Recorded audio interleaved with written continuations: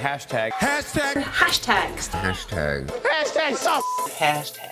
Hashtag. Hashtag. Hashtag. Hashtag. Hashtag. Hashtags. Hashtag. Hashtag girls, yeah. Hashtag. Hashtag. Remix. Hashtags have become ubiquitous modes representing communication. Is it bad that I want to post a tweet just full of hashtags? According to World Wide Web thing in the computer today. A hashtag basically is a word with a pound sign in front of it. A hashtag is also defined as a word or phrase preceded by a hash or pound sign and used to identify messages on a specific topic. Where did they come from and how did they start? Let's take a look at where this ever-popular symbol came from. People now say, what do you mean a hashtag? That's a pound sign. You are nothing but a number sign before Twitter. Twitter made you. Hashtag craze was really felt. In a not too long, the pound sign changed life forever. I do real life hashtagging. Darling, sweetheart, Okay, that's really sweet of you. lover boy, I thought we weren't supposed to say that in public. Asian boyfriend, Asian girlfriend. Okay. Hashtags represent a form of textual and verbal dictatorship, manipulating users to pay particular attention to certain issues, perhaps over others. Hashtags offer an avenue for reader preference via the web. This character acts as a filter, allowing Twitter users to search, scan for what they desire most through framed, predetermined conversation starters via the hashtag.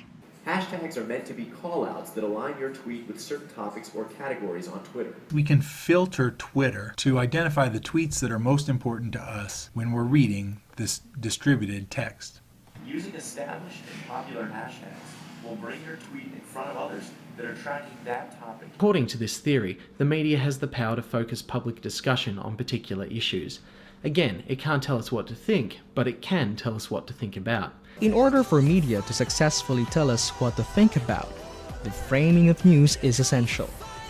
Framing is simply the process of choosing what news to air, what focus to take, and the highlighting of certain aspects of a news story. The use of the hashtag via the Twitter platform is demonstrative of this theory's concept of framing.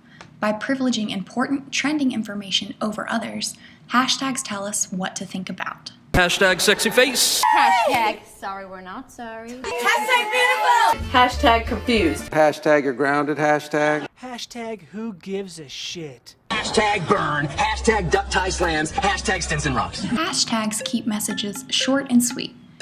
You cannot include punctuation or spacing when using them. If you try, then part or all of your idea will not count as a hashtag message. Punctuation is important.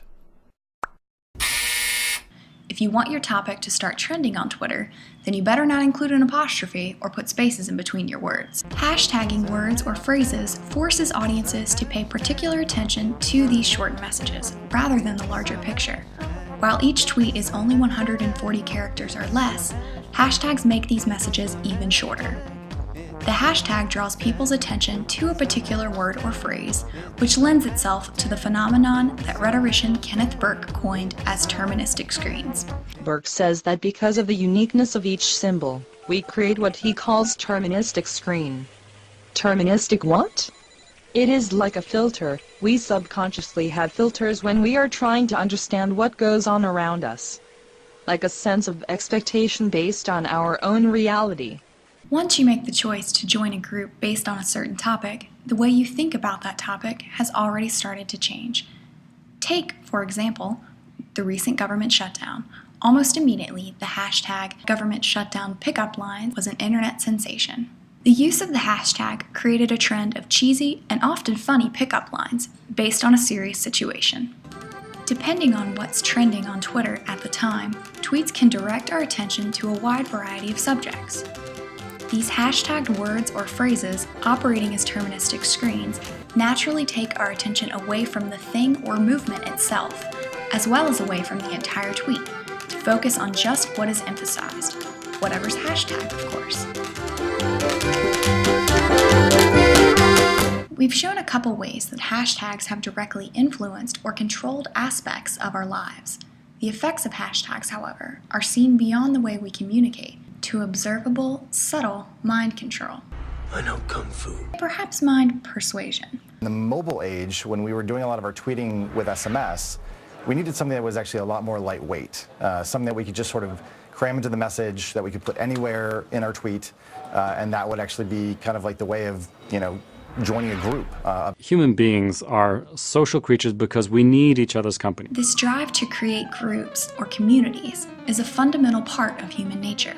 Let's move on to what exactly herd mentality is. It describes how people are influenced by their peers to adopt certain behaviors, follow certain trends. It's the observable tendency of people to conform to what the group is thinking or doing, irrespective of their own instincts. The group mentality comes from a need to belong. Families provide the ultimate sense of group and belonging, and in certain cases where the ideal family structures have deteriorated, individuals make up for the loss by creating alternate structures.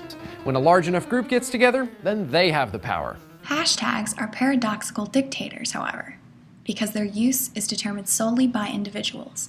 In this way, the use of a hashtag is an example of democracy in its purest form.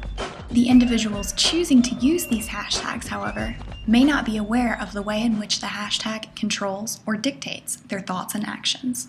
Since hashtags have now infiltrated our conversations outside of the internet, perhaps they'll be controlling many conversations within the near future, whether we like it or not.